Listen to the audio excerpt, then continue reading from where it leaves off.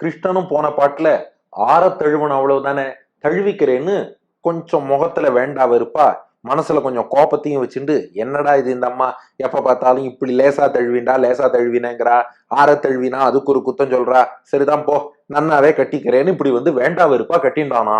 இத பார்த்துட்டு பெரியாழ்வார் யசோதை சொல்றா, அது பாடுறா, நான் உங்ககிட்ட பாசம் எதிர்பார்த்தது உண்மைதான்.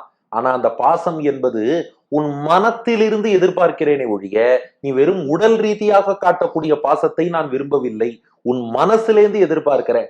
ஆற தழுவுன்னா உடலார தழுவுன்னு அர்த்தம், மனசார தழுவுன்னு அர்த்தம். என்ன பெரியாழ்வார் யசோதைன்னு நினைச்சியா, இல்ல துரியோதனன் நினைச்சியா? ஏன்டா இப்படி வேண்டா வெறுப்பா நினைக்கிற?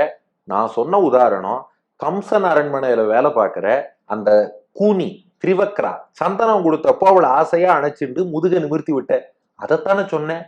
கடைசியில துரியோதனனை பார்த்து முறைச்ச மாதிரி முறைக்கிறியே. பல பல பெரிய பெரிய சூழ்ச்சியெல்லாம் பண்ணக்கூடிய துரியோதனனை நெருப்பை உமிழும்படி கோபமாக ஒரு பார்வை பார்த்த கிருஷ்ணா, என்னை ஓடி அணைச்சுக்கோடா, கையிலே அழகாக சக்கரத்தை ஏந்தி இருக்கும் கண்ணபிரானே, ஓடி வாடா, என்னை அணைத்துக்கொள்